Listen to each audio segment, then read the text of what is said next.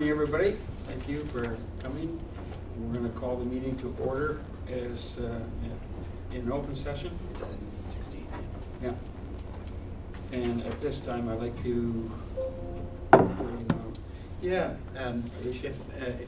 I may, we do not have Cassie Silhanic with us today, who's our recording secretary. So for an open session, we need a resolution to appoint Alicia Reeves as the recording secretary for the meeting. So moved. Second. Moved by Olivia O'Hara, and moved by Nancy Grant, and second by Nancy Grant. All in favor? Aye. Contrary minded? Motion carried. Congratulations. Thank you.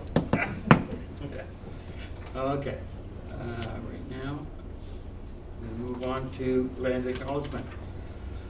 The Fundy Regional Service Commission would like to acknowledge, honor, and pay respect to the land on which it gathers and operates. The Fundy Regional Service Commission operates on a traditional, unceded territory of the Wolastoq, Micmac, Pasquamani.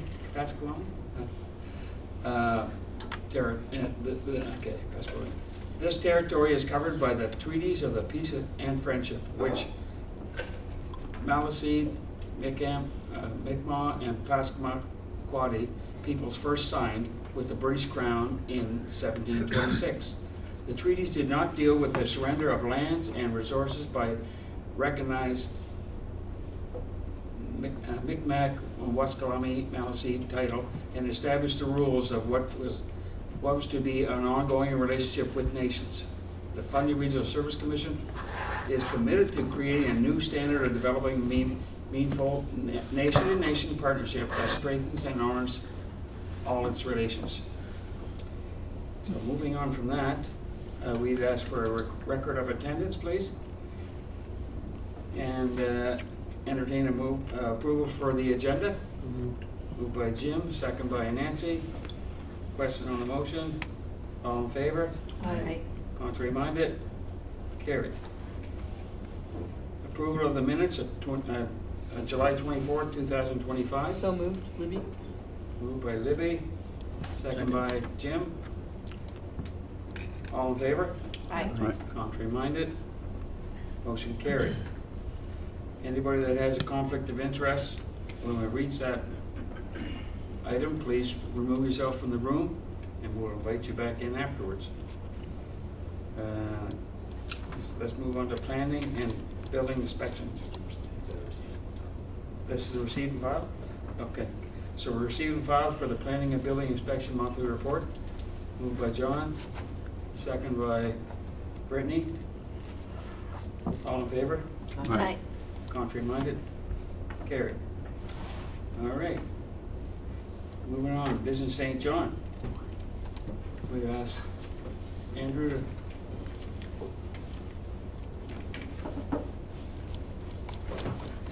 An overview. Morning, everybody. Good morning. Good morning, Andrew. A bright and cheery coming this morning. Oh, yeah. Keeners. I've got a few items that I just wanted to provide updates on for the group, and then I know there's two items on the agenda that we can speak to directly.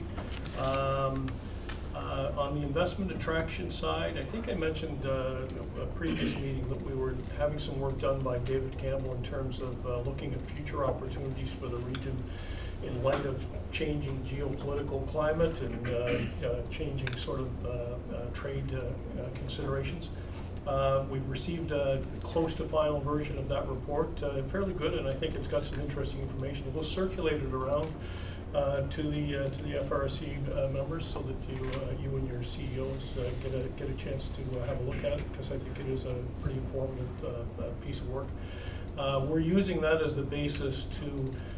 We've engaged with a firm in Montreal to actually take that one step further and start looking for companies and businesses that are associated with some of the areas that have been outlined as opportunities.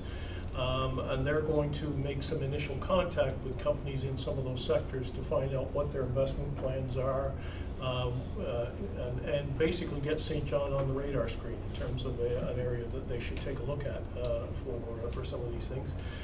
So that work will start in the next few weeks to get some of those initial outreaches, and part of their mandate is to then give us a list of prospects that we'll be working with opportunities in Brunswick on to try and fuel some investment traction activity over the next year or two. We have worked with St. John Industrial Parks in terms of developing an economic impact assessment for the expansion of the Longville Industrial Park. I would say the numbers are staggering in terms of the potential that's there, which will have an impact in terms of the entire region when you start looking at it from the standpoint of the types of investments that are being considered. With the approval of that expansion, and it's going through various stages now to get the land transferred over to the industrial parks. But we've got several active files that we think are very real prospects for getting going on in the industrial park. And we're talking investments that are in the B billion, not M million range, that bring with them some significant benefits, like I said, that will be felt throughout the region in terms of employment and spin-over purchasing that will take place as a result of those investments. So a lot more to come on that side of things. The other file that I haven't mentioned before, but is becoming a file that we're increasingly involved in, is related to the airport. Deeply concerned, quite frankly, in terms of where the airport is, in terms of flights. Our passenger numbers have not recovered post-pandemic. We're unfortunately one of the few airports in the region that haven't seen their numbers bounce back. The recent announcement that came out about PAL Airlines that talked about increasing regional connectivity amongst the maritime airports, except apparently for one. That we were left out of that. I think that's largely because of the partnership with PASCAN, and I think St. John Airport's done a good job in terms of trying to nurture and build a base with PASCAN. But there's a lot of work that's needed in terms of trying to bolster up those the passenger numbers. So we're working with the airport folks. I think our board and their board are probably going to have a joint meeting before too long. We're going to be pushing for establishment of a task force to really sort of create a Team St. John approach to really sort of bolster and highlight the importance of the airport, and trying to build some support within the region, but with the province and with others towards the importance of maintaining that airport. We feel that we're in a critical stage right now in terms of protecting where the airport is. First priority will be trying to maintain the second flight to Toronto with Air Canada and have that on a year-round basis.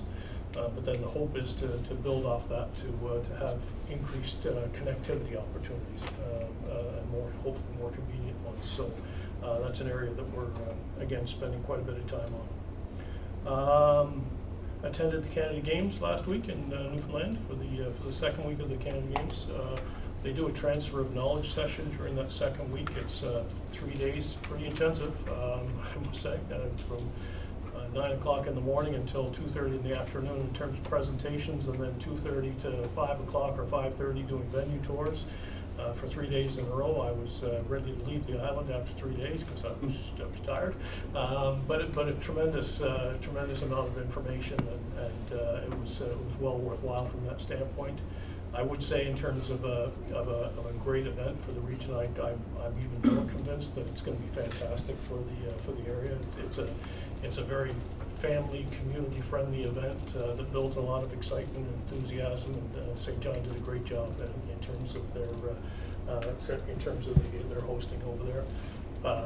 I guess of interest, they expect to have a surplus from the games, so that would be certainly the level of the bar that we're working towards as well.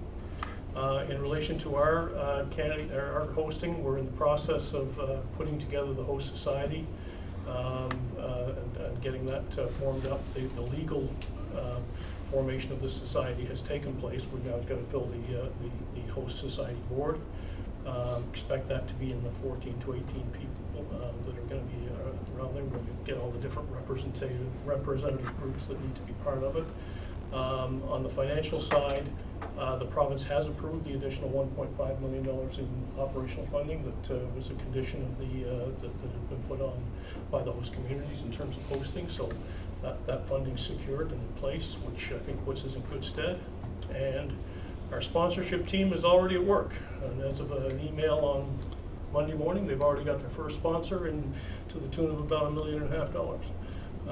So I think our sponsorship team they're a dogged group that I think will meet, if potentially not exceed, our sponsorship target for the game. So we're actually quite encouraged at this stage at some of the interest that we're already starting to see from What us. did you say the amount was? What did you say the sponsorship amount was? 1.5 million to start off. So our overall target is in the 8 to 10 million range. So that was a pretty good kickstart for it at this stage. So. I think they're the main sort of highlights in terms of things we've been working on over the last couple of months. If there's any questions on any other items before I jump into the other two pieces. Any comments or questions on the review from Andrew? If not, we move on to the... Can I just ask oh, one yeah. question? Sorry. With the YSJ, Yep. so you were dealing with YSJ Yeah, owners of the building or controllers of the building or whatever? Yeah, the operators of the airport. Yeah. And Air Canada, I think people sort of look at them as being one, Air Canada. So has Envision or has YSJ reached out to these other carriers, Air Canada being, the big one, or WestJet, or? Yeah, they're in active discussions with a lot of the airlines from that standpoint. I'd say Air Canada is the critical relationship in terms of this. WestJet's is focusing its efforts in Western Canada. PASCAN is the connection to Porter, and there is now in place an interline. I think that's what it's called, interline service that you can book a Porter flight and you can book with Porter and have it start in St. John and through one booking you can get to other airports. So that's the connection into Porter. But then they're also working with Flair Airlines and a few others to try and increase some of the flight options that are here. Because it's pretty abysmal. Yeah, no, there's no question. It's a major concern. I mean, we've got the earliest flight of the day and the last flight at night, which unfortunately, in terms of schedules, means we're the first ones to get canceled and redirected, which is reliability. It makes it awfully tough to bolster up the use of the airport. And where I say we're at a critical stage, people are getting used to going to Fredericton or Moncton to catch a plane, and not seeing it as necessarily a big deal to do that. And the more leakage we have that way, the tougher it's going to be to maintain service in St. John. As a headquarter city, I would say that should be a major concern for all of us. Thank you. Any more comments or questions on the review? Okay. I know a question's been raised in terms, and rightfully, in terms of our accumulated surplus. We're not in the business of holding money, and when we're given a budget and given an allocation of funds, our responsibility is to spend it wisely. We have a surplus, largely I would say, because of the first couple of years of operation of the agency, where we operated under a pandemic that really restricted activities, and so first couple of years there wasn't a lot of spending done. That did build up some, and in subsequent years we've also had surpluses every year of our operations. So by the end of 2024, we were sitting at about, in round numbers, $1.8 million in terms of our accumulated surplus. I've outlined in terms of a letter to the commission how the board's been looking at this on an ongoing basis. The first item is we do need a certain amount of money for working capital purposes. Some of our revenues come in after the fact, so we have to have some money in hand to pay the bills. On an ongoing basis, $500,000 is a comfortable level for us to be at that accommodates that delay in terms of when we receive monies. The other big pot of money that we like to have on hand is around our investment attraction side of things. $500,000 in terms of an investment attraction reserve.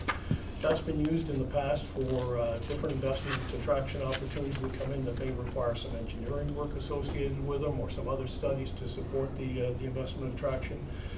Plus, we're going after more and more events for the region, very much focused on starting with it, particularly if they make use of regional facilities.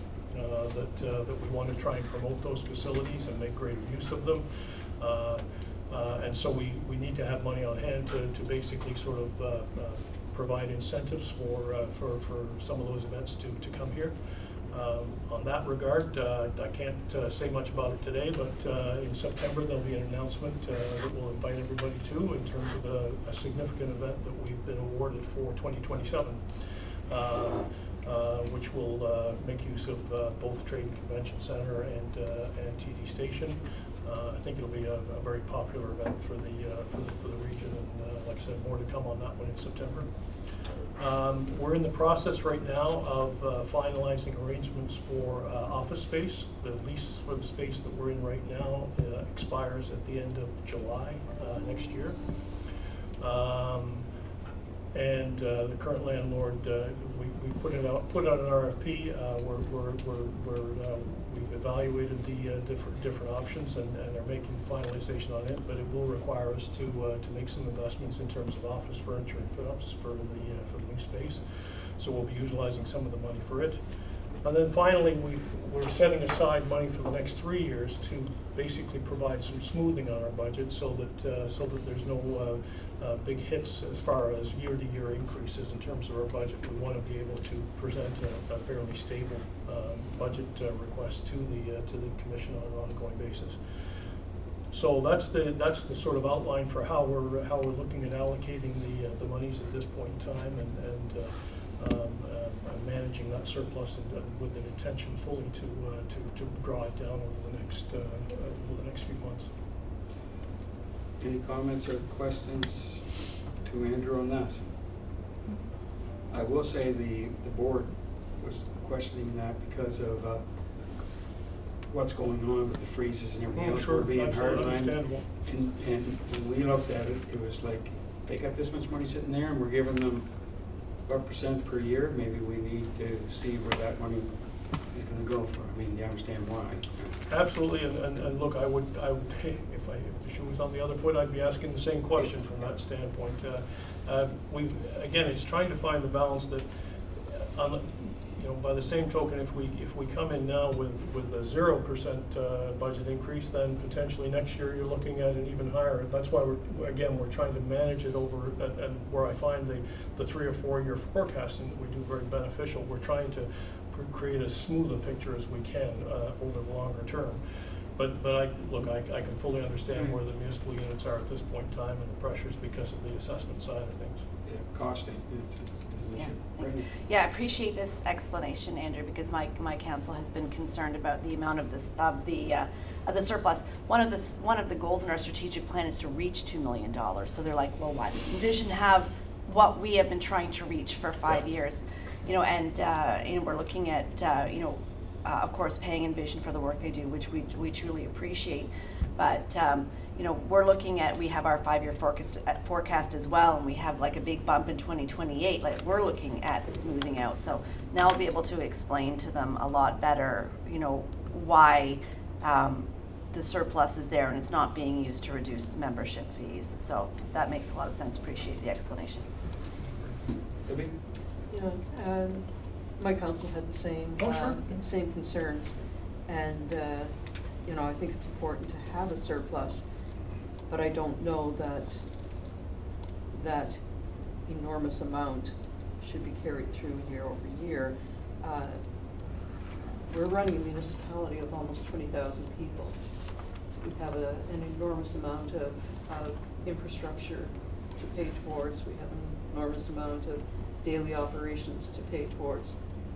And as Mayor Merrifield just indicated, our municipalities are trying to build up our surpluses because we have a lot of rainy days when we're dealing with the streets and the people that we are dealing with. And we don't have, we don't always have those surpluses to draw from. So what I would like to see, Andrew, is to make this more realistic. You know, you said going forward, you're going to, you know, there has to be a certain amount in order to pay the bills and so forth that are coming in after the fact, after the budget has been passed. But let's sort of look at the total picture and try to earmark, because I don't think that you have the infrastructure challenges that we might have. So let's look at an amount and put that as your goal, whereas, you know, we may have in the millions for our goal, but I'd like to see something, because it is a challenge to go back to council and say, Envision has, you know, 1.8 million surplus. Yeah, no, look, I absolutely agree, and that's why I've outlined here over the next couple of years how we do sort of intend to draw that down. That's the plan, but look, I respect the fact that during an annual budget process that the commission could back and say, we want you to use more of the surplus, that's within the purview of the commission to do. Again, we've tried to put together a multi-year sort of a plan that provides some smoothness in terms of the financial outlook. From my standpoint, in terms of a surplus, if you're looking at that overall target that you suggested, my ideal would be to have $1 million. 500,000 for working capital, 500,000 for investment attraction. Anything outside of that, that's that sort of maneuverability in terms of smoothing the financial results. But on an ongoing basis, and this has been an active discussion with the board, but in and around that $1 million is sort of a sweet spot for us to give us the money that we need to operate and to be responsive on the investment attraction side of things. So when you say working capital, you're actually talking about the operations. Being able to pay the bills, yeah. I mean, the alternative to that is to then, you know, if we didn't have that, well, it would be tough, because things like the accommodation levy come in at least a month, if not more. Then that's a significant part of our budget, and we'd have to come back to the Regional Service Commission saying, can you pay us up front rather than in arrears? So it's, in some ways, it's 6 of one, half a dozen of another. And my guess would be that has increased markedly this year with people staying in Canada as opposed to traveling outside of Canada. So I would imagine there'll be a good sized paycheck coming in. It'll be interesting to see. I hope so. Our latest hotel numbers look positive from that standpoint in terms of the last month. So yeah, that's a number that we're watching closely. That I know it's unpredictable. and may help us from that standpoint. But yeah, no, that's the hope. Thank you. Go ahead, Phil. Andrew, just a quick question. I suspect that you have not budgeted for this accumulation surplus. They're just the result of scenarios, as you indicated. So this, as of now, is one-time funding. Like once you spend it, it's gone. You'd have to replenish it, which would be a much more difficult thing for you to be coming today and saying, I need $500,000 to replenish my reserves, which is what you're not doing. You're just saying, I have this one-time funding. And you're indicating to us that, you know, ideally you'd have $1 million, but you don't have that problem today. You have, you know, this accumulation of reserves that you have a plan for. So anyway, I think that's just the differentiation that I wanted to make, is that you're not budgeted these No, things. year by year, we budget to break even. And like I said, the only reason it's built up to the amount that it has was that first couple of years of operations. So we since then, like the last couple of years, we've had very small surpluses. And we are an organization that prides ourselves on not just spending money because we have it, and try and be cautious from that standpoint. But no, it was never the intention to build up a surplus along these lines. So is it, can I speak? Is it the board's wishes to have a cap on that, some kind of a cap of them? And then, because our concern was, you know, we're giving the increase again this year of 3%, was it? It was, the ask was 9. Originally. And basically, council, the board looked at that and going, okay, they got that kind of fund sitting there. Should we ask them to maybe cap it or say, I don't know, and the rest of it helps with our costing for it? I don't know. What's the board's wishes, if there's any? If I may, this is like a governance point of view, our responsibility with Envision is to uphold the master service agreement and ultimately to approve, not approve, propose adjustments to a budget recommendation that they provide to us. We could also provide suggestions on what he Envision ought to do or ought not to do. But in terms of like internal financial policies of Envision, it wouldn't be our responsibility to define those. Andrew as the CEO could take that information and then work, because he has his own board to deal with as well. So anyway, I just maybe kind of clarify that, our ultimate role this year is to say, Andrew submitted a budget with a 3% increase. Is it a reasonable budget for what it is? If there's concern with the reserves, we can provide some direct input related to that. But I would kind of stay away from creating a policy for Envision. I want to make sure that they have the autonomy to do that. And we could request that they review it themselves and come back, but I wouldn't want to do it on the fly. Or is this a yearly thing that we want to review every year of what the surplus is? Quite happy to do that, Yeah. and look, be assured that I'll be taking these comments back to our board as well, and making sure that they're aware of it, but absolutely, I can understand why the question's being raised, and happy to make sure that that's part of our reporting on an ongoing basis. Yeah, good thing. Jim, you're... I guess my question is, if you have a surplus of $1.8 million, do you actually need any increase this year or for next year? Look, that's why I go back to, it's smoothing over a period of time. We could take it back, we can revise our budget and come back with zero. And that means that we're drawing more out of our surplus to go in this year. It means that next year I'll be probably coming for a higher percentage increase. That's the reality in terms, because at the end of the day, we don't budget for a surplus. We budget to break even. Great. Yeah, and just, I'm sure you've heard this from all the CAOs too, Andrew, but it's, our pain point right now is this assessment freeze. It's just going to be devastating. The government projected that municipalities would see a net loss of about $52 million from this. Based on the data that we're getting from municipalities across the province, it's going to far exceed that. So we're trying to manage our money, because our two choices are to raise taxes or to cut services, because 85% of our revenue comes from property taxes. There's no flexibility there, but we're still facing inflation increases, labor increases, and all of those things. So that's we're going to be faced with making really tough decisions. So I think that's where a lot of these questions are stemming No from. question. I fully understand. Material costs and everything, yeah. Any more comments or questions on the operating reserve fund? Andrew just put it? Okay. Thank you, Andrew. Let's move on to your next one, please. Second item I had was, Sorry. Just there's a motion to receive and file. Oh, yeah. Yeah, someone, Did you motion? John? yeah, receive and file. Receive and file, second by Nancy. All in favor? Aye. Aye. Contrary minded? Carried. Thank you. Sorry. My bad. second item is related to the 2029 Canada Games. There are, as part of the hosting side of things, there's a number of host community responsibilities. Mostly, I would say, they fit into the category of oversight. Clearly, there's the financial oversight, and obviously an important one for everybody on that. But there's also things around the legacy and meeting the standards, the Canada Games standards in terms of venues and the like.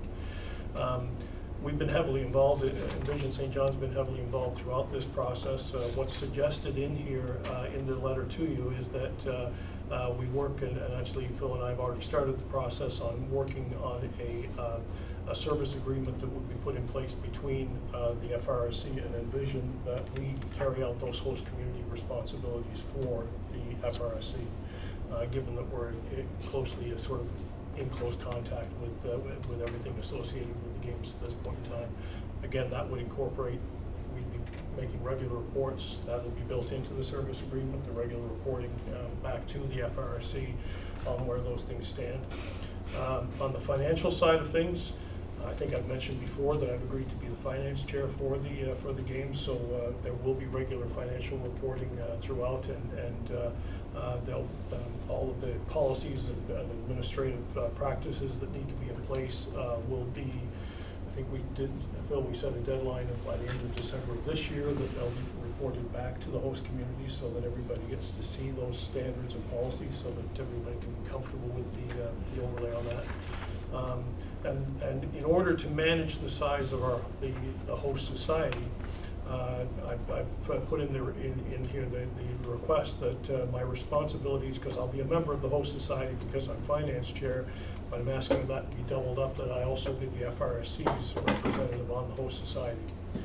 We're doing the same thing with a number of roles, like our legal counsel is going to be the federal representative.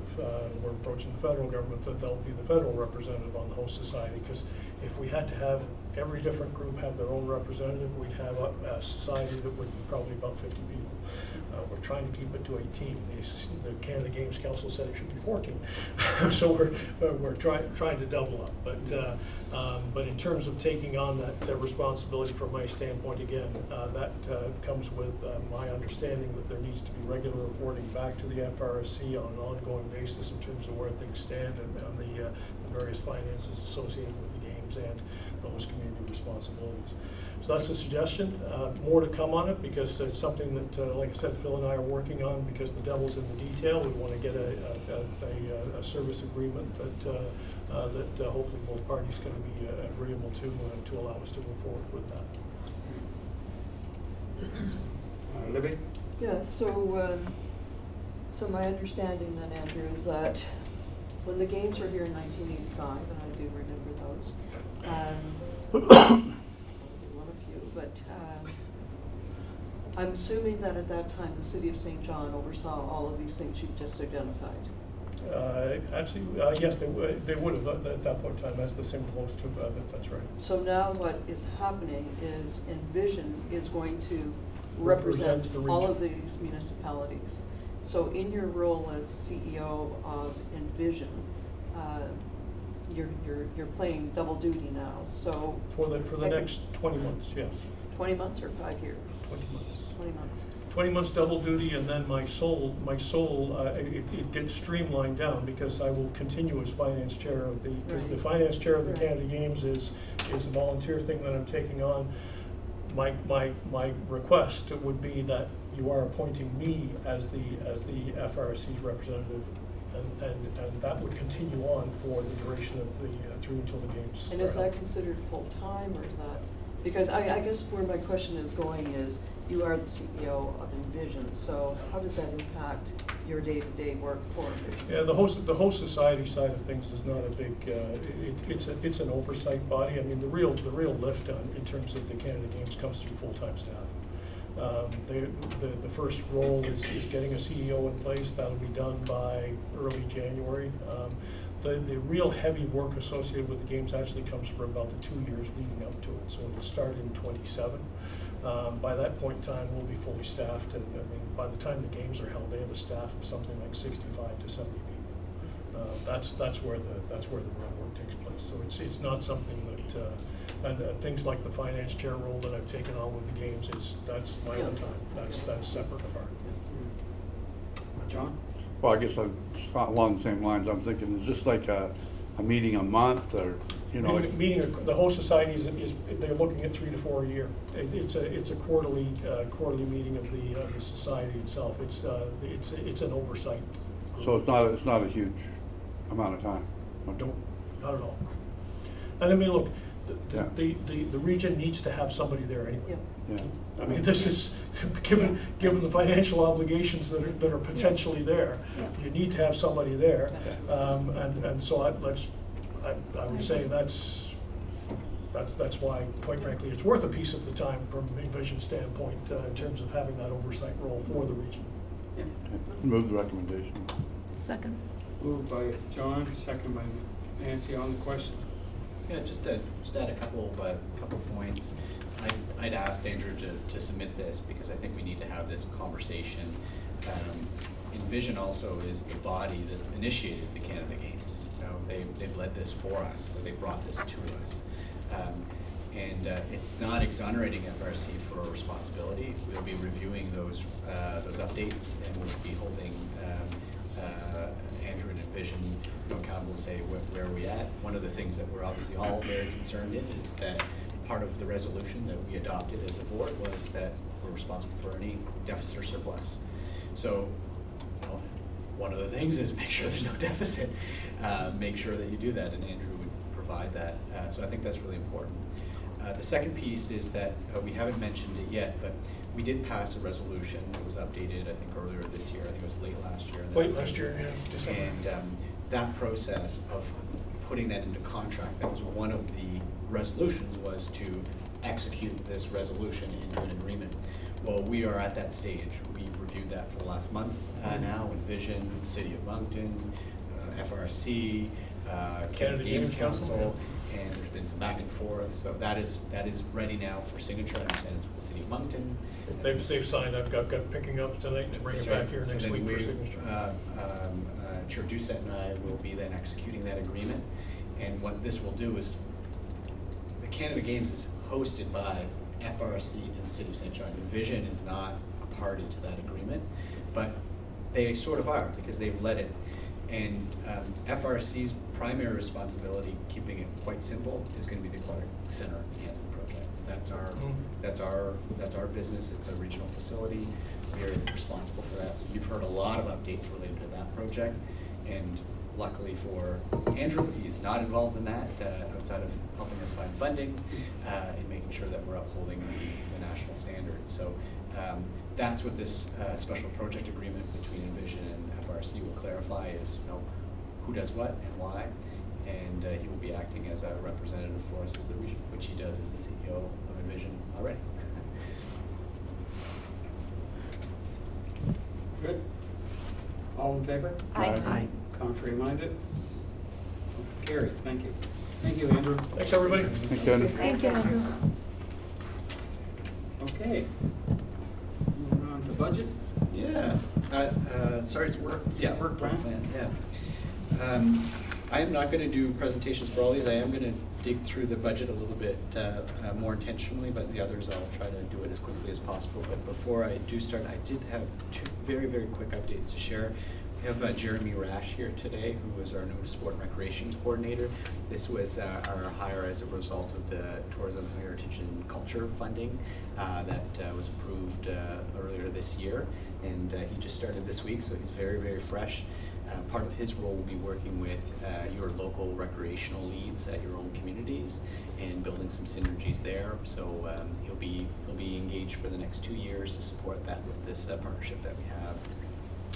Also, I did commit to this to you earlier today about our total staffing numbers, so I might as well just do that now while I have your attention.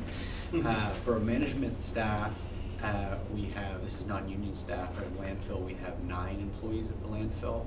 At Broadview here, we have 9 employees as well in the management staff side of things, plus 3 funded through third parties, so in total 12 at Broadview and 9 at landfill. And then for the unionized staff, we have a total of 34. That's without casuals or part-time, so that number tends to be closer to an FTE count of about 40. So in total, again, we're around that, depending on the casuals that we have, around that 60 FTE mark. Okay, let's dive into work plan. This was presented last meeting. It was tabled at the last meeting for review. It's gone through what I'd call pretty extensive feedback, consultation, review, evaluation. Initially started in October of last year. Summit was involved. We adopted our 2025 work plan. 2026 list was shared at that point. We developed sequencing and priorities tied to the review of the work plan. We presented surveys and review with each one of the committees. We then presented that feedback back to the committees. The committees then gave our thumbs up to proceed. And then the board would have seen copies of this work plan, different versions in the May meeting, June meeting, and the July meeting. We had a call for additional feedback earlier in August, and we did get some feedback. And I'll just maybe cover the changes, and then we'll open it up for questions. So we did receive confirmation from GNB on funding for ESIC, which unlocked 3 of the pre-existing conditional items. So we had our work plan for 2026, but there was a total of 4 items that we called conditional, and which we simply were not going to engage in unless we got funding for it. So that funding had been confirmed last week, and as a result, we've now brought those 3 conditional items into the work plan.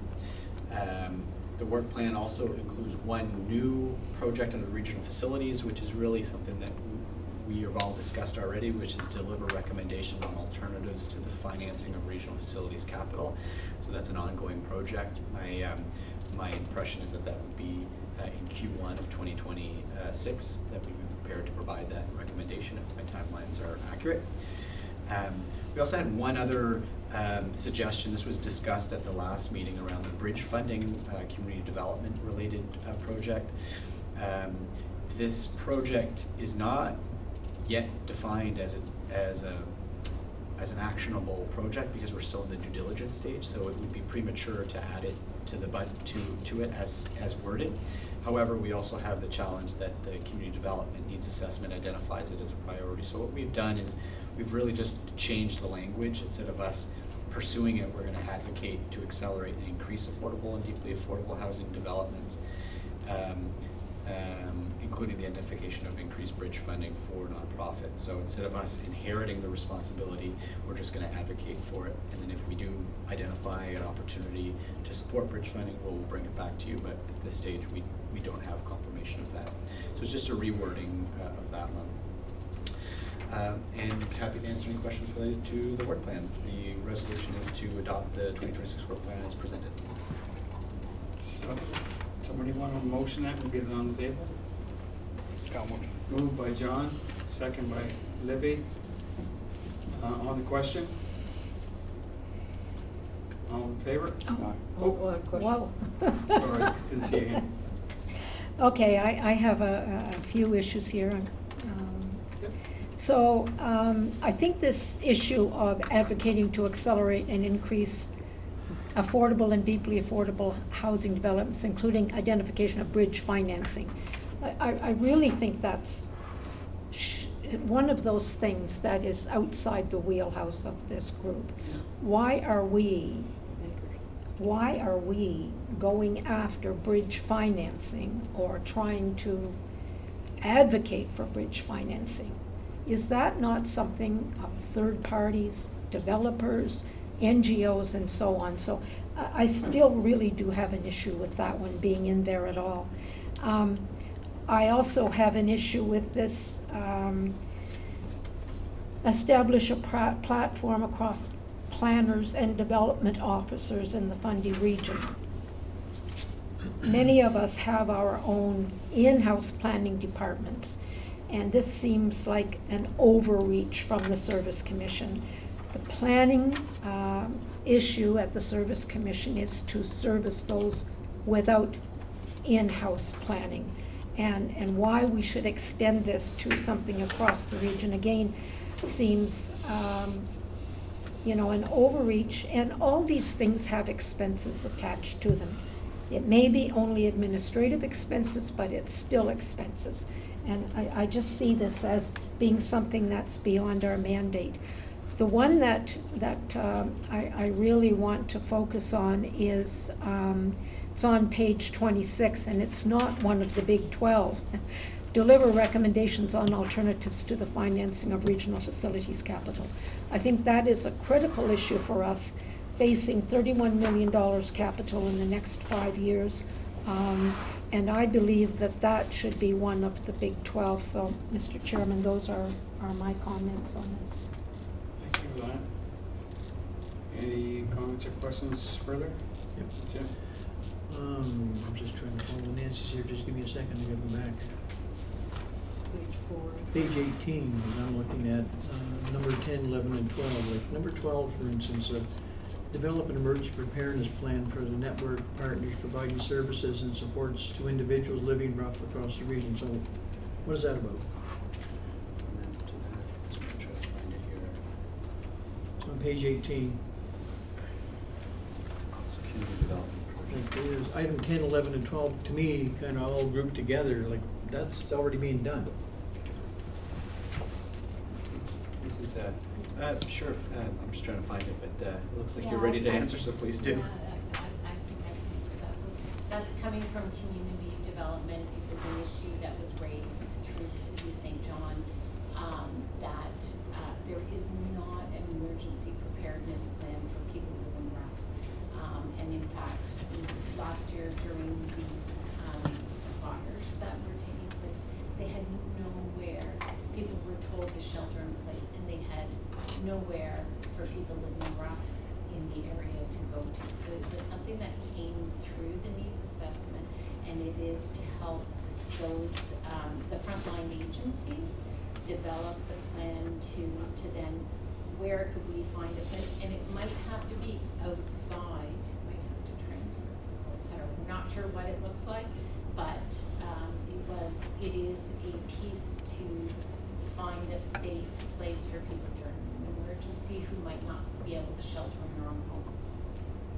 So these are people living in a home or Living rough, so out unhoused. So again, this is just administration? Sorry, is it? This is just administration duty that we're looking at doing, or?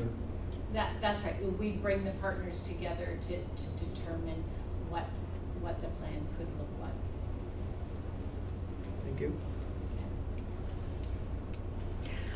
Any more, Jim? You good? Jim, any more? Or- Nope, I'm good, thank you. Libby? Sorry. Yeah, I have the same issue with planning. We have a planning department, and that's one of the problems that I have, is the redundancy of some of the things that we're doing here with the FRSC, that, again, we're repeating. So in other words, we're paying twice for the service that we already provide for our residents. So, and again, I had the same one circle that Jim and Nancy have referred to, support the continued implementation of the City of St. John's Housing Strategy for All by collaborating with the project team. I'm not sure what that means. Work with partners to identify and deliver resources, tools, and governance structure required to support FRSC members respond to the needs of unhoused people. I'm not sure what my role is in that, because I if I'm agreeing to something, I have to understand what my action is in those, and these are actions that have to be taken. And then the number 12, again, I've developed an emergency preparedness. Number 5 that I had circled was develop public safety training capacity sharing program. So is that for fire? Is it for police? Is it for forest fires? Because we have that, like we have a very robust, in the Kennebec Valley, and our fire chief deals with fire chiefs in each of your communities, whether you knew that or not, but they have an organization where they do all of these things. And I know we hired, through the FRSC, a research team to go out and look to see what do we need. We have that, like we could, these, the chiefs from each of these municipalities could tell you what we would need, right down to the point of making sure that we've got generators and pumpers that we can share with each of our other communities when necessary. So some of these things I think are redundant and could possibly come at a cost that, maybe we need to look at these a little more closely. If I may just respond to some of these. So the 3 new added projects are one that would have been part of the action plan that was approved by this board, the needs assessment and action plan. The initiation of that was approved by the board, as well as the action plan reviewed by a chair, which is one of the members of the board, as well as a committee that was struck by the board as well. These are primarily focused on the quote-unquote social mandate, which are mandated to us by the province, and we've tried the best to figure out how to deal with that particular mandate. we believe these are the strongest links to it. Our strategy has been to envision what's happening in St. John as the pilot for the rest of the region, because as we know, the unhoused, it's not a geographic-based challenge, it's a societal-based challenge. We all face it, and we've heard that there's episodes of people living rough and homeless in each one of your communities, and it's been a concern raised. So while we are supporting the City of St. John directly, because their need is more acute than any others, we've got to prepare the entire region for what's to come into the future as well. So one of these actions is precisely that. What type of bylaws, what type of governance infrastructure, what type of training, what type of approach with your councils do you require for that? It's something that we've heard from the CAOs, for example, is like, what do we do? We're not St. John, but we are facing, so what can we do? And we're trying to curate that for the other communities as well. So that's one of the actions that are identified in that list. In terms of emergency preparedness, as was indicated by Brenda, it's something that was identified as a high risk for those living unhoused right now, that there's not really a strategy for it. So those are tied to that. In terms of the establish the platform across planners, listen, this could certainly change. The vision here was that because we are a forum, a platform for regional discussion, there's not really one in the region where all the planners get together. There are some for other professions within the region, but for planners there isn't one. So we thought it might be useful. If the board feels otherwise, we can certainly say, let's not do that. We thought it would be a value added. This is like probably 2 meetings a year that we thought we would see how it goes. Not a massive amount of resources, but if that's seen as something that doesn't fit well, certainly could remove that from the work plan at this time. And ultimately, I think we need to have something to guide us through this process. So I encourage to make a resolution on what amendments are needed to the work plan, if there are some that are required, that you feel are needed, and we'd have a vote on the work plan today is what I'd encourage. Mr. Chair, could I just make a point? We've heard several times this morning that this is important, the committees have recommended it. I think we all need to remember that committees here, as well as committees at all of our councils, recommend to council, recommend to the board. Council doesn't always agree, my council doesn't always agree with recommendations of committees. And I don't think that this board should be constrained to always 100% support recommendations of committees if we feel there are reasons not to. So I just think that point needs to be made. Thank you, Mr. Chair. John? Yeah, so when I look at this, I think these are some gaps that were discovered through the process. And, you know, like I know that when we talk about developing an emergency preparedness plan for people who are unhoused, it's going to be different in every area, right? We had to do it 2 weeks ago. We had to evacuate, I think there was 6 encampments out of Rockwood Park because of the possibility of a huge fire within the urban area. We had to identify a place to take them, right? And I think that each area needs to identify a place and figure out, you know, in case of a wildfire or anything, right, what they're going to do. That might already be in place in some places, or it might be something, you know what, we never thought of that. We'll make sure we get a, what do they call them, Jim, muster point or something like that. So it's a gap that was identified. Doesn't necessarily mean that it's going to take a lot of resources to fill the gap. Just, we never thought of that. But that gap does exist. So it's not like it's going to be a huge expense. It might be a 15-minute conversation. But some of these things are things that were identified as missing, but not necessarily a big resource to fix. You know? I just make that little point. Yeah, good point. So is it the board's wishes to adopt this work plan and with some kind of changes that you've asked for? Or The bullet point, if I may, Mr. Chair, Yeah. and I think Mayor Grant's already talked about this, to advocate to accelerate and increase affordable and deeply affordable housing developments, including the identification of increased bridge financing for NGOs and cooperatives across the region.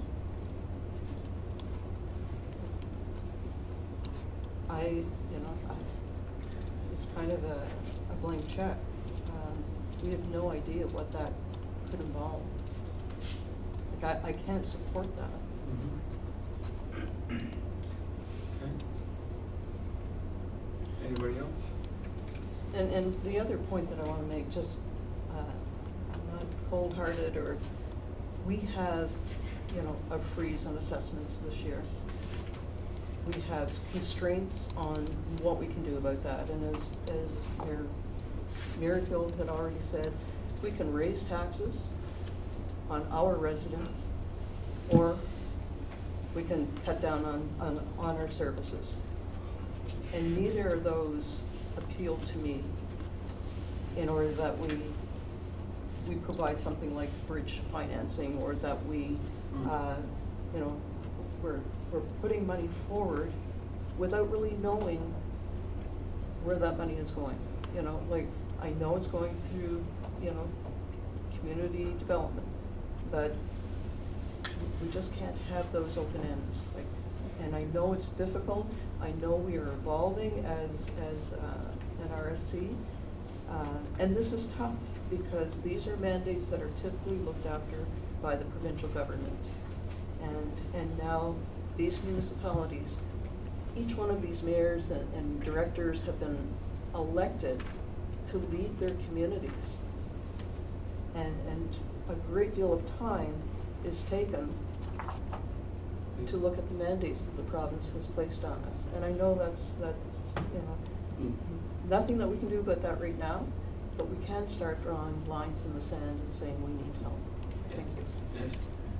Perhaps what we do is we adopt the 2026 work plan as presented in the report, with the amendment of the removal of advocate to accelerate and increase affordable, deeply affordable housing development, including the identification of increased bridge financing, and so on. And the second one would be to eliminate established platforms across planners and development officers in the Fundy region to identify trends and provide professional growth, resolve common challenges, and pursue collective opportunities. Does that sound appropriate? Could I offer one more amendment, please? That we deliver recommendations on alternatives to the financing of regional facilities capital into the big group. Agreed. Yep. Is everybody okay with that? All right. Vote. All in favor? Are we voting on the amendments? Oh, the amendment, I'm sorry, with the amendments. Yes. With the amendments. All in favor? Aye. Aye. Contrary minded? Carried. Thank you. All right. Moving on. Regional facilities. Okay, told you you're going to be tired of hearing from me today. This is the recommendation from the Regional Facilities Committee. There's kind of two parts to this. One is, if you recall, in our last meeting on July 24th, we adopted 3 non-financial related recommendations from the committee, mainly around advocacy and letters to different stakeholders. So we did not actually approve the operating recommendations in the last. So this recommendation includes the capital and the operating. Before I get into to it, there were 2 asks from the July 24th meeting that we did. One was to check in with the regional facility operators on their insurance premiums, and that yielded some interesting feedback. One is that nothing changed so far. One is that their insurance premiums are tied to the city's larger insurance bucket across various facilities, so that creates quite a complication for one facility looking for a new insurance quote.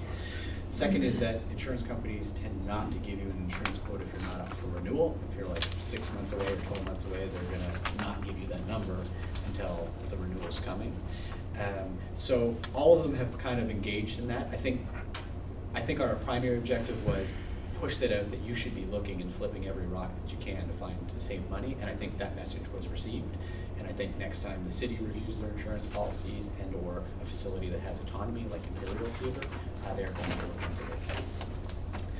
The second one is on letters to ACOA and RDC. We wanted written confirmation by the 15th of August. We did not receive anything from ACOA.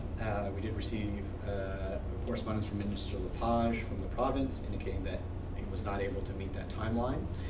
In conversations with staff from the province, we have identified that they intend to proceed with a funding recommendation.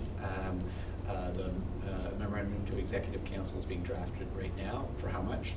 I do not know. We're asking for 40% of the total costs, and we've shared information as such. And my guess is that by December, a decision would be made by Cabinet on that, so provincially.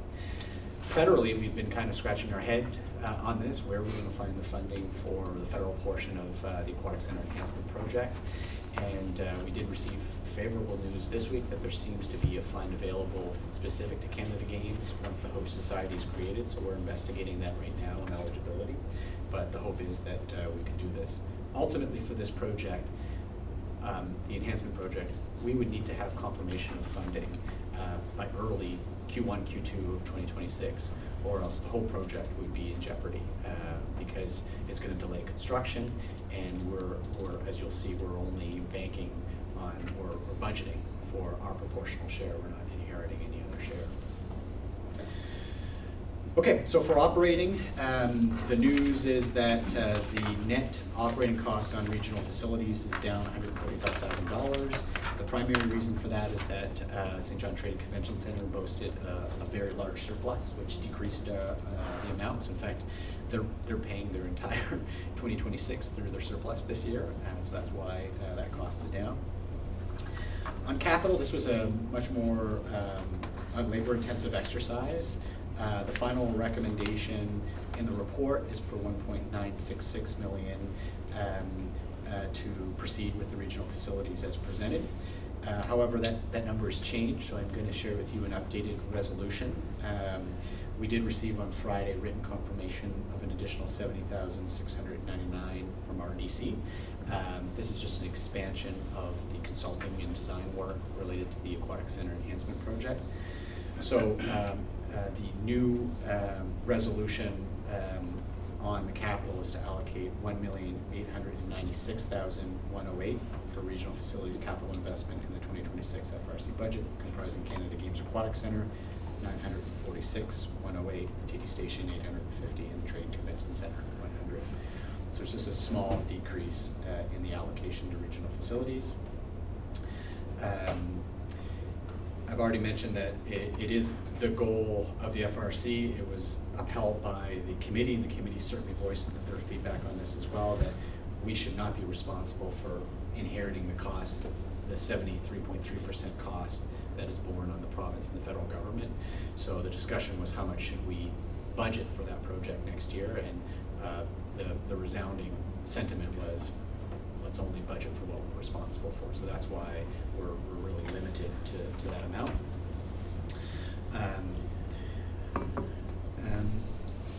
Ultimately, there's one other thing I wanted to mention. There was a discussion around proactively only budgeting for our portion of the 60% share in the event that we receive 40% from RDC. That was not part of the committee's recommendation. It was an important discussion point for the board. You should know that we had conversations with RDC that would suggest that they were moving in that direction, that they wanted that. They wanted to proactively approve these 40% before our budget was presented to the board. And I believe the rationale that's happened this year is that RDC, for those of you who have gone to that trough, is running out of money this year. And they're having a hard time approving the 2025 budget, let alone the 2026 budget. So That's one thing. It does not mean that it's not important, and I think we need to continue pushing against this, especially related to our regional facilities capital discussion that we've had. But ultimately, proactively only budgeting the 60% share of that, our share, would be not something we've done in the past, and also essentially delay the pursuit of those capital projects in 2026. Those are sometimes life safety matters, and unless the city has confirmation that there's funding, they can't even start procurement, design, or anything until that's done. So we could be waiting until July of next year, so that eliminates an entire year of capital progress on these projects that are identified in the capital budget. So it was the recommendation of staff, as well as adopted by the committee, that for this year we maintain that, we continue pursuing this 40% approval in the future, and we still proceed to get that 40% next year in 2026. And of course that would scale back your expectations next year and receive it similar to every other year we've had. So recommendations are there in your report. Happy to answer any questions, and just to let you know, Graham, who supported this project and this report, is out, but we're lucky to have 2 members of the committee here who can also support any feedback. Any comments or questions? I have a question. So the 73%, that is for the upgrades in the aquatic center, and we have no idea whether the provincial or the federal government's going to support that or not yet. Other than verbally, we have nothing in writing. Yeah, there's nothing in writing right now, and therefore the project is not funded next year. Like we only have, if this budget were approved, 26.7% of it budgeted. If it's funded, that's going to be our carrot or our stick, depending on how you want to see it. The federal and provincial government says we've done our share. Now you've got to come forward with your share, and then if they don't, well then it's not our fault. We did what we were supposed to do. We committed our portion, which is the typical portion for this scale of project. And I'd like to thank the committee for the work that they've done in here every year. You lay it right out there, and the numbers are there, and I thank you for that. You do a tremendous amount of work. We've had 4 meetings this summer. Yeah. One of them all day. You guys do a tremendous amount of work. Fun times. Libby. Again, with the assessment freezes, the capital costs, we've been arguing or trying to explain kindly that capital costs are not the responsibility of the communities, with the exception of St. John, around this table.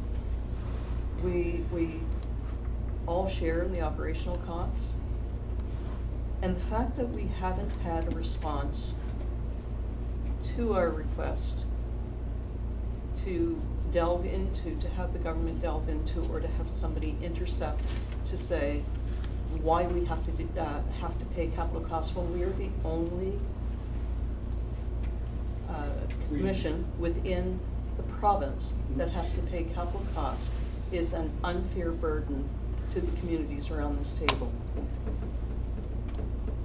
And I could not support this. I will not move forward knowing that no one has spoken to this, because this has been now since, 2023 was when it was legislated. When we talked on August 11th and said, this can be changed. This was legislated with the previous government, that's fine. The power now is in the government that is in Fredericton. And the fact that it keeps getting pushed aside sends the message, we're okay with this, and I'm not okay with it. So based on that, I 100% appreciate the work that goes into formulating a budget. We're all in the midst of that now. But there are things that I have to do in order to protect the residents. Percolating at 20,000 people within my community, I have to be able to look them in the eye and explain to them that I understand that there's an assessment freeze. I understand we might have to raise taxes. I understand that we may have to cut back on services. Why? Because we have money that is going outside of our community. And I have to go back and face them. Yeah, good points. Jim? I agree with Libby. When I look at the projections here, like in 2027, 2028, just looking at those quick numbers, that means I have to increase my taxes by 3 or 4 cents per hundred. That's right off the top, on top of what we're already paying now for the capital costs. Then there's no way I can go back to my residents and say, hey guys, you're gonna pay X number more dollars on the capital costs. And I repeat exactly what Mayor O'Hara just said. We've been asking for this for 3 years. We've contacted government at least 4 times to do something with us, at least talk to us about it. And we've had no reply. So I agree. I'm gonna have to draw a line in the sand and say, I'm sorry, but I can't support this. If I may, I think this is good input to have, and I know the severity of this challenge that we face. From my standpoint, we have a process that's been identified for that, and we've put our chips to that. We've told the minister of those. I briefed the CAOs earlier this month.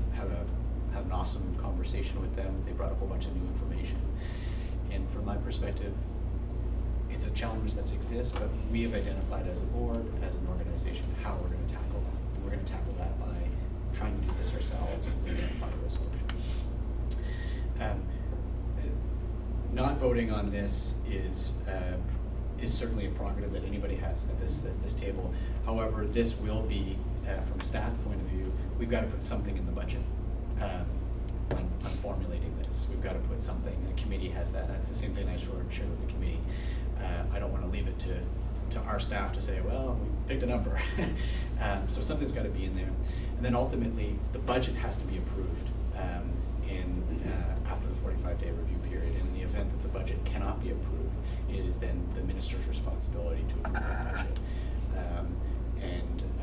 So ultimately, I'm just sharing that context, and certainly from this board that I've heard since the starting of our journey together, is that we've tried to solve these problems ourselves versus getting the province involved in it. So I'd just like to say that if we can't vote on this now, it might also suggest you can't vote on the final version of the budget, which is then inviting this discussion of having the minister resolve this budgetary matter, which has not been the vision of this board since we've started, that we've wanted to solve the problems ourselves. I'll just leave that as food for thought. That's happened once, right? Happened once, and basically a pretty strong opposition to the amount of information that was going on in late 2022. Not a great time to start a job, but it has been fun since then. Now, any more comments or questions? So, just for clarification, if we were to pass this, we've got the budget down the road, between now and then, if we don't resolve the capital cost issue, or we're not making any headway with the province, we can just say no to the budget. I mean, we can move forward, and that would be a exit point of the, what I mean? That would force the minister to Become involved. Yeah. Right. Which is what we want, actually. Yeah. Well, Careful what we ask won't be for. involved the same way the other ones. No. He knows where we're standing from the Yeah. last meeting we had with him. Yeah. So he's very aware of it. It could also be that you just don't receive quorum or the appropriate vote threshold for the budget. That's another. Like you could unanimously vote down the budget, which sort of I think happened in 2022. Like I don't think anybody was interested in approving that budget. But you could also have like 3 members that say this is an appropriate budget, but it doesn't pass the threshold, and then that would also go. Likely, if I've seen how other RSCs have dealt with this, is that it goes back. They say we would like you to keep trying before the minister actually just signs off, because they tend to be hesitant to make that move because they'll be seen as they know what the consequence of doing that is. So my guess is that it would be added. I think you're members of this board of directors. You're also local leaders, but when you're here, you're intended to use that hat. You're supposed to use your influence as local leaders to influence your decisions. And I think every decision should be made is this a reasonable budget request? That's what we're asking of you. That's what this budget proposal is. This one's a little bit unique. This committee recommendation is to place this into the budget, which has already been placed in the budget. So the assumption of this recommendation is already in our budget. When we go to our budget item, I'll review this and simply say what was assumed there is here. So this is not a budget approval. It's more of a please place this into your budget. The budget approval happens in October after a 45-day review. And I guess that's what I'm saying, there's an off-ramp between now and then, to say, okay, we tried, and you can use that in your conversation, by the way. Yes. You Yeah. can say, the board put this in to the budget, right, on the condition that something resolved at the end of the day. Exactly. That might be more gunpowder. I just feel very strongly that Needs if to be dealt with. each one of us don't stand up for our communities, then that approval is saying it's okay. The mandates that they're handing down without any question or pushback from us are okay, and it's not okay. And we are the leaders of our communities. We have to set the example. We have to show good stewardship and leadership as we move forward. Good points. Brenda? Thanks. I understand the process. I don't have an issue with that, with the off-ramp. The issue that I have is that, and I know there's time constraint, but when we're talking about, $2 million, and I haven't had a chance to sit down with my council and discuss it before being asked to approve, the allocation, that puts me in a bit of a difficult position. It makes me feel uncomfortable about it. I do send the kit out to my council prior, but that doesn't really give us a chance to fulsomely discuss the item. So just as a Yeah. Point. In the event the board did not make a decision today, it isn't, the only difference is that we'd indicate that this has not been resolved. We've placed what the draft recommendation to the board is into the budget.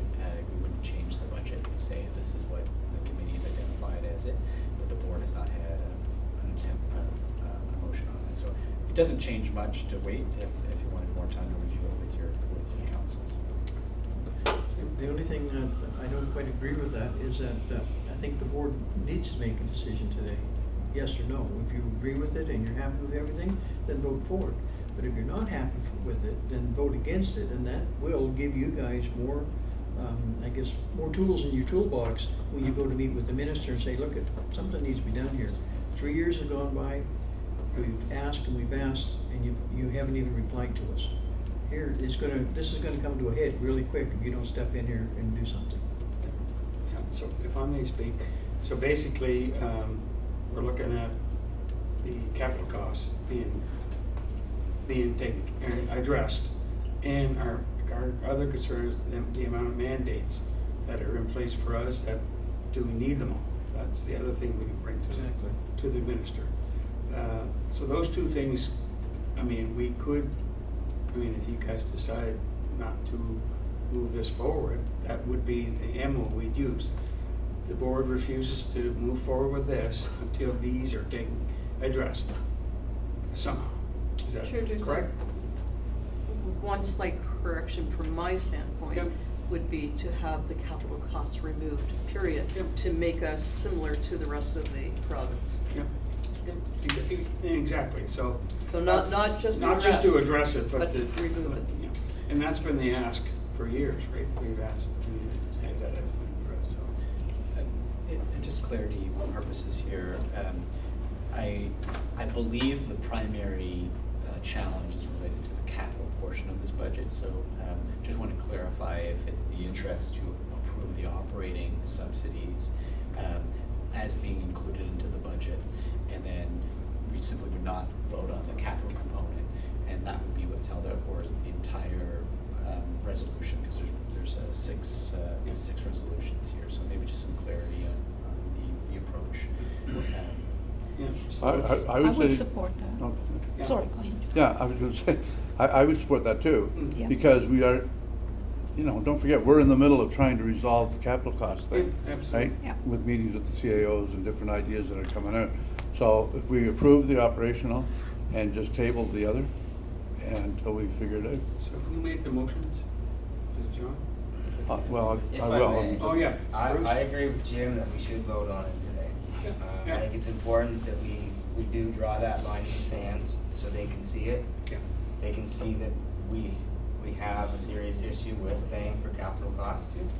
And I think it's important that we have it in writing from our meetings that we are against this. Yeah, And I think that's what this will do, it will. right? Because it'll show Minister Kennedy that we were willing to vote on the operation, but we're not voting on the other. Yeah, exactly. So can I have clarity? Are we changing the motion to say just operations, or are we voting on the entire idea of not accepting budget? I think what I'm hearing is that, well, first, there's no resolution on that. No, table. exactly. That's really good news. Okay. Shoot, yeah. Simpler. What I'm hearing is that we would proceed with the approval of the operating recommendation. It's actually not a budget approval, it's just the approval of that portion. And then I think the recommendation from Director McKenzie is to table the capital portion of it. So we'd look for a motion to approve items Well, 5. As a member of the committee, I would make the motion that we allocate $241,264,000 towards the St. John Arts Center as operating, that we allocate $624,834 towards Imperial Theater as operating 2026, allocate $848,045, inclusive of the $30,942 deficit from 2024, towards Kent Games Aquatic Center operating budget 2026, and that we request the St. John Trade and Convention Center utilize $287,372 from its 2024 surplus to finance its 2026 budget proposal to the FRSC, and further request that the St. John Trade and Convention Center remit $17,077 to the FRSC for remaining 2024 surplus, and finally that we allocate $990,601 inclusive of the $88,441 deficit from 2024 towards TD Station 2026 FRSC operating budget. Second. Moved by Nancy, second by Libby. Question On the question, Question on. I just want to bring to your attention, I just had this news report come in, that in today's paper, the city voted last night to turn the lease of Market Square over to David Elias. That includes the Trade and Convention Center, and the lease is good for 21 years to 2046. So I just point that out because that's an example of a new owner, or a new manager, I should say, looking at the Trade and Convention Center and Market Square. And I think the parking lot is private, so I believe that money goes to a different organization. However, it seems to me that back in 2019, that we were responsible for helping to refit some of the bricks down in the parking area that required some, we being the surrounding communities. So I could be wrong on that, but that's where my memory goes. So again, we don't have any say in any of these things. We don't have any ownership of them, but nor do we know how it pans out that somebody might have that surplus. You know, whether they had more events taking place. Hopefully that's what had happened, and that's a wonderful thing.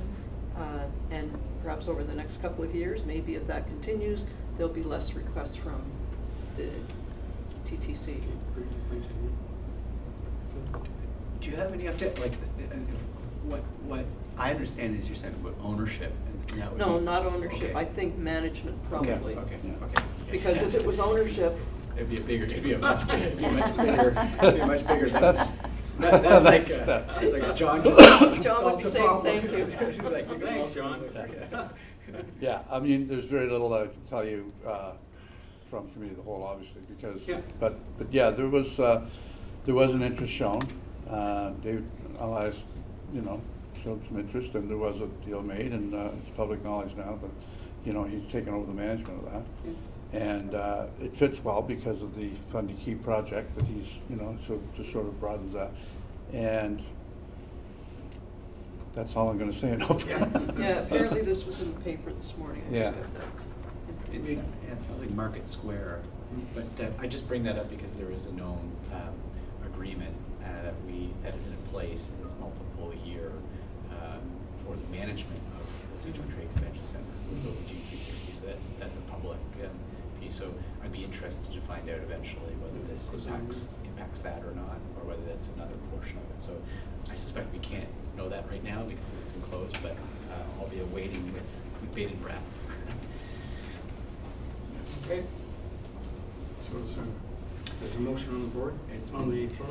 Yep. It's been moved and seconded. Yes. And that's on the operating. Operating. Operating, yeah. All in favor? Aye. Contrary minded? Nay. Motion carried. And then for capital, Capital, yeah, we're gonna table that, right? Move that we table capital costs for the regional facilities. Moved by Libby, second by, No, second. second by John. Question on this motion? All in favor? Aye. Contrary minded? Carried. All right, thank you, guys. Let's move on, we're going to the budget. budget. Yeah.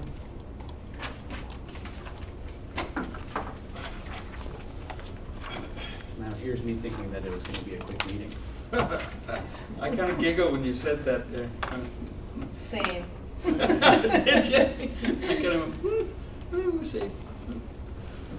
I was not to that one.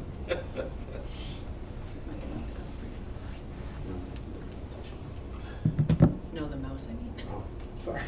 That makes more sense.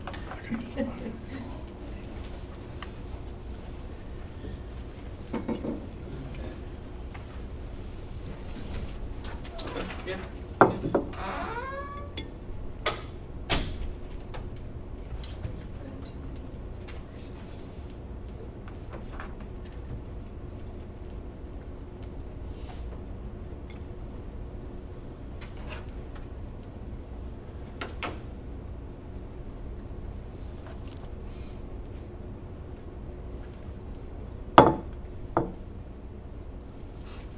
Okay, Okay. we'll wait for John to come back, maybe? He's gone to... I think he motioned to start. Oh, did he? I So he- think he told Okay. me to get going as quickly Okay, as possible. good. Okay, so this is a quick overview of the budget presentation. We've already had some great conversation related to this, so I'm going to try to be selective with what I review. Ultimately, it's FRSC staff's responsibility to bring forward a budget to this board that is responsive to the vision of our regional strategy and to initiate a 45-day review period. It's the responsibility of this board to review this budget to say, does this respond to the needs of the organization, as well as to sufficiently equip the commission to succeed in the delivery of its mandate in this regional strategy. As you know, this year our budget development was a little unique because we were ambitious and we got an update of the regional strategy in place, as well as a draft 2026 work plan that was approved earlier today. What this means for the budget process is that, at least from our standpoint, from the staff presenting this budget to you, is that we've got like freshly relevant material. This is freshly relevant in that we've completed a consultation and it's relevant, and that we're presenting this budget to deliver that impact and tangible outcomes, which was a theme throughout the development of the strategy as well as the work plan. These are the board of directors' priorities that were established at the start of the year. As you know, we have a tradition of doing this at the start of each year. This guided the development of this, but we also had, on April 3rd, an approved timeline and criteria for the development of the budget. So this has gone through that exercise. You've likely all seen this version of the budget breakdown. This is our overall budget and how it's broken down. 92 or 91% of our budget is incorporated into 3 services: solid waste, regional facilities, and divisions in St. John. So it is the primary cost drivers for the organization are other services, which I'd call in development or others. Planning and building should be part of that as well, because it's been long-standing service that we have. So I usually say that about 93% of our budget is incorporated in there. Okay, oops, wrong one. This is the breakdown of our membership fees for the year. Where am I here? We are showing a decrease of 78,824. You can see the year over year starting in 2023 there. I did want to acknowledge that while there is a net overall decrease, it does not apply to each member equally. And some of you might be scratching your head on that, saying, what's the deal? Why do some decrease and some increase slightly? There are two different scenarios related to that. One, and the most pronounced, is that the Envision St. John contract and the allocation of those funds have changed. They are now related to the proportional share of tax base. Before it was established a number. So what that means is some were less proportional than others, and that means those costs are higher. The other variable that is different is that your tax base. Each year the FRSC uses up-to-date tax base numbers to assess the division of responsibility. So, for example, if one member increased dramatically their tax base, but everybody else has decreased, well, they would hold a higher share, proportional share of the overall cost distribution. So those would be the two facets of why that's caused, but I'll tell you that the biggest implication is the Envision St. John contract. Next year, we're also slated to leverage the most federal provincial funding, primarily provincial funding. This number is bloated for one particular reason, is that if you recall earlier this year, we now are the flow-through funding for the Working in B money for Envision St. John. Before that went directly to Envision St. John. Now it comes to us to Envision St. John because the province wants to feed it through RSCs. So $1 million of that is new funding related to that. So it's not actually something we experience. It just goes to Envision St. John as previous. And listen, we're kind of nostalgic a little bit during this meeting because we've talked a lot about the past. This has been our bread and butter, right? The palatability of the FRSC mandates have been doable because we've pushed so hard on accessing this funding. So, I can't change every mandate personally. Our staff can't. We can work with the committees. We can come up with priorities. And the other thing that we can do is work our butts off to get money from the federal and provincial government to reduce the burden on members. So this remains a pride of our staff on where we can actually influence. So I take pride in that number increasing every year. Okay, solid waste. What's happening in solid waste? We are projecting an increase of 3%, and tipping fees, they impact three different of the tipping fees. You'll see the member tipping fee from 139 to 143, the industrial, commercial, institutional to 143, and then the compostable organics to 52. It's still our practice to make sure that those compostable organics are lower than the typical solid waste tipping fees, because we want to subsidize. We want to make it more affordable to divert. So that's why those are still less than the others. This budget also includes a reduction in our projected borrowing for next year, our overall capital budget. I know we talk about capital budget for regional facilities, but we don't actually borrow for that. The only thing we borrow is for landfill. So ours is decreasing by $522,900 next year. Those are primarily to purchase a new loader, a new trailer, and then most importantly for all of us, and to relax our nerves related to leachate accumulation, is the initial phases of a new surge pond relocation project, which is needed. And probably the thing that keeps me up the most at night is whenever it rains. So especially this period right now because of the situation with the city's treatment. Okay, let's go to regional facilities. We've talked about this at length, so I will not discuss this. We've done it. This slide packs a lot, and I'll try to get through it as much as possible. Again, I'll just try to tackle the things that are not covered already. I did want to mention again on this Regional Services Support Fund. We did not use all our Regional Services Support Fund in 2023 and 2024. So we have this one-time money of $436,000. This is I would say, a positive financial situation for us because we are not using it as part of this year's budget. So this is something that the board should know, that we have this available to us. We could apply this entire amount to membership fees this year. So we have a $78,000 decrease, we could do that and make it a $500,000 decrease. So it is an option we have. The problem with that is that it's not a long-term subsidy. So you would see this decrease by $500,000 this year, and then next year we would try to reinstate it and you'd say, why are you increasing membership fees? And say, well, that was one time. And for us, the most prudent thing to do is if we know there's going to be one-time costs that are coming, even though we're trying everything we can, again, last conversation around regional facilities capital, I'd rather protect those funds for that potential. We could still use this next year in its totality to pay down, and if that's what we have to do. It does run out by 2027, end of 2027, about 50,000 of that, and then the next one will be 2028. So there is a window to spend it, but it will not be jeopardized next year, according to the memo that was sent around earlier this summer from the Department of ELG.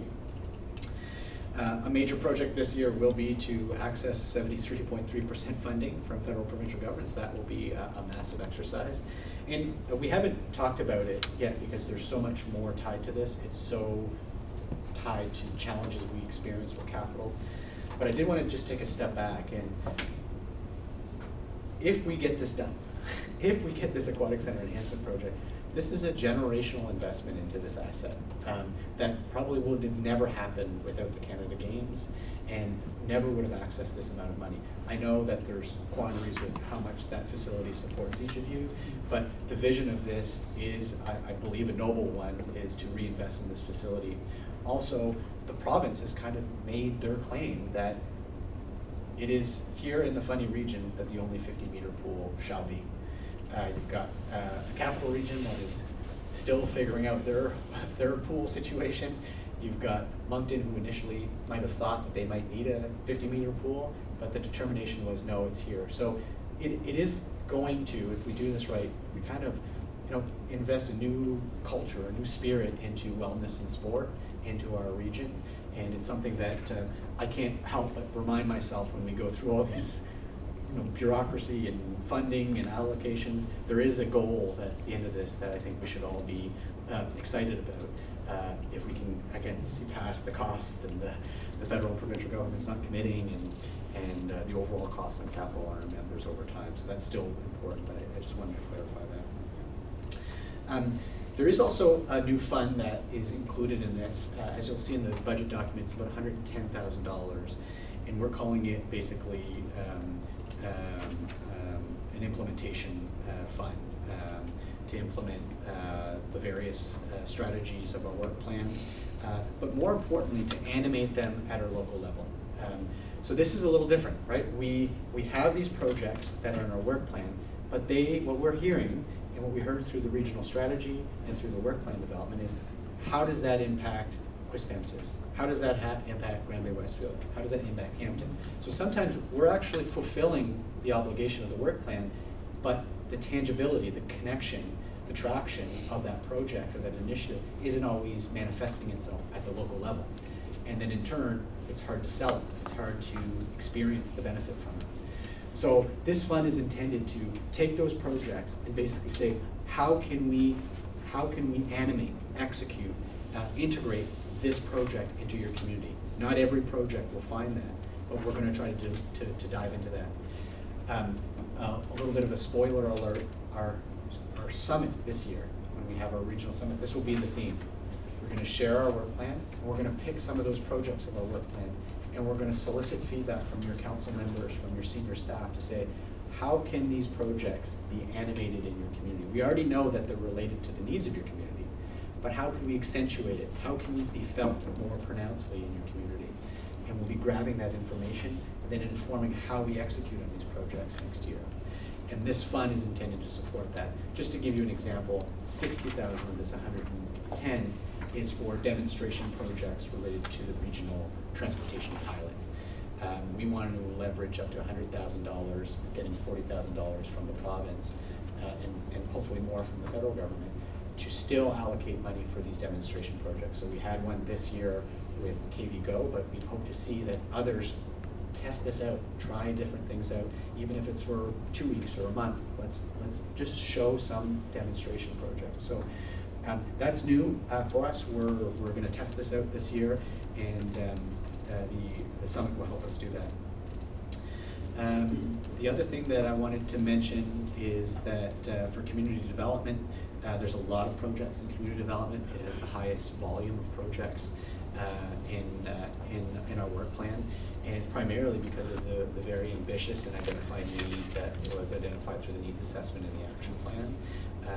So we'll have the opportunity to implement many of those, especially with funding partnerships that we have with ESIC, as well as the tourism, heritage, and culture, as well as the last one skips my mind, but there's another funding source there as well.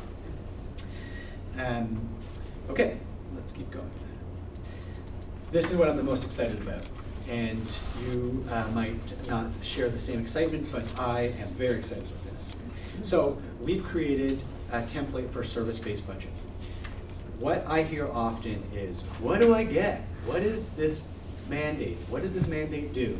And in my past at the local level, I've had the experience of a service-based budget, which is you look at your budget not from a standpoint of a budget line, but what is it giving you? What is it relatable to? And that's what I've tried to do. We've tried to put that together for you. We've got Vision St. John that has supported it as well, so you'll see 2 of them in there. So there's a total of 8 that you'll see, and it's related to our mandates. And what you'll see is the vision that's been established by the board, as well as the goals. You'll see all the work plan items that, well, now that are approved, we'll have to update it. And then the service, what's the service that we're getting? And then it identifies the cost. And the cost that we have in each one of these are, what is the net cost on our members? It doesn't divide it per member, but the net cost for all our members. It identifies the percentage of the overall budget of the FRSC that this service is related to. It identifies how much third-party funding we've leveraged to finance this particular mandate. It also identifies the allocation from corporate. So this is another thing that happens, is that some of these costs, they're like, well, why are we spending so much money for public safety? You know, we have a few meetings a year. Well, a lot of those costs are related to this office. That's an allocation from corporate. Monies to pay for your per diems and your honorariums, those are from corporate. Part of my salary that's allocated to that service area as well as part of that. Our finance team, our IT support, our human resources, all those legal costs, those are all tied to that. So it's a cost that doesn't actually relate directly to that service. It is like the cost of doing business in general, and it's divided proportionally across our members. Then lastly, what we have is the total FTE count. And I think that's also important to indicate. And I've shared this with the board since we started, is that not every mandate is created equal. We do not pursue each mandate the same way. So some, you'll see that there's like a 0.9% FTE. So it's not even a full FTE. And remember, there's a portion of corporate to that, for my salaries and other finance and others. So I think it gives you a little bit of context of where the primary numbers are related. So why this is important, when we go to your councils, this will be something that I'll be very interested in profiling. These are where the questions will be answered, and it gives you a little bit more detail and it centralizes it for us. In the future, what I'd hope is that we can integrate this more so in our budget documents, and we can release it out earlier in the year, and you could comment on it and say, this seems appropriate to me. This seems like the appropriate amount of work for this. So I've done my sell job on that. That's all I'm going to do for that. The last slide is related just to the process that we have. Today, the goal is not to adopt a budget. The vote today is not to adopt the budget. That happens in October. After 45-day review, you could not approve the budget. what you can do is, this is, the way I'd look at it is, this is a good starting point. Let's start this budget process out. Let's initiate the 45-day review. Go get some input. You all take some time to interact with your councils on this, get the feedback. If we need to make adjustments to the budget, we come back before or by October 23rd, and then we then seek to adopt the budget on that date. So that is the presentation. We're open to any questions. I have some of the staff here who have helped support it, and I did want to acknowledge the great support that we've received from Ashley, Mark Porter, and the senior staff that have been involved all the way through. Ashley got delayed in Calgary last week. She was out for a personal vacation, which she deserves, and because of the strike, she was stuck there for a little bit longer on the last week before budget, and she was able to do it. So Mark came in and helped support a little bit more than usual, so we very much appreciate all your work with that. Very good. Any comments or questions? So Phil, when will you send this budget out to our clerks or CAOs? Yep. As soon as this is adopted, we'd send this out today or tomorrow, as soon as we possibly can, and share the details of it, and ask them to put it into the proper. We'll have a presentation for those who would like one. Some of you have chosen not to take presentations, and I respect your prerogative of that. And one thing that I will maybe proactively ask is, if you know of a particular interest for your council, things that are getting caught up on, what's this or what's that, Right. Tell me in advance, help me customize how I can tackle that, how I can share information related to it. Most of you have in the past, but it's just a reminder to make sure that I come prepared to respond to the discussions that your councilors are looking for. Any more comments or questions? Could I ask a question? So, on this document where you show the reduction in the overall funding and then the changes to the members, so I'm wondering, where do you get your tax base? Because it's not matching what the GNB official one is. None of them are matching. They're all different. Through, I'll let Mark answer the question, if you have it right there. I don't have it right here, but there is an answer to it. And when they sent the tax bases out, it said it won't match the municipal tax base numbers. It's got something to do, I think, with the adjustments that are made to yours from the time you get ours. I'll see if I can find it. I wondered if it might be that the multiplication factor for commercial is not included, or something like that. I don't know, but they don't match. So these are the ones that are submitted by the province. Yeah. We will look into that, Nancy. Our treasurer is going to ask that question, I'll tell you. Well, it's the first I've heard it, so I appreciate it. We tend to use the numbers that have been submitted, so if they're not there, we'll have to look into it. Thank you, Nancy. Any more comments or questions? So if someone want to make a motion to adopt? Yeah. There's the three motions. Yeah, 3 motions. Someone want to make those? You can make Move the them all. recommendations? Does that work? Yep. I'll second. Moved by John, second by Bruce, to adopt all the recommendations. All in favor? Aye. Aye. Contrary minded? Carried. Thank you. I'm gonna have to Go. go, I got a 12:30, I gotta make. Okay, that's good. Where are we at now? Number Yeah, 2. we're here. These are receiving files. Yeah. That's receiving Okay. files. So basically, in the correspondence, someone can make the motion to adopt the receiving file, those correspondence, Yeah, so. from 6.1 to 6.7. Seconded. Yep. Moved by Moved by John. Moved by John, second by Libby. All in favor? Aye. Aye. Contrary minded? Motion carried. Then this, same with the regional facilities, August 20th committee agenda. Someone want to make a motion to seek and file that? Moved by Jim, second by John. All in favor? Aye. Aye. Contrary minded? Motion carried. New business, 0. I would like to welcome our new employee. Welcome on board, and we'll be seeing a little bit of you probably over the next couple of years. Okay, motion to adjourn?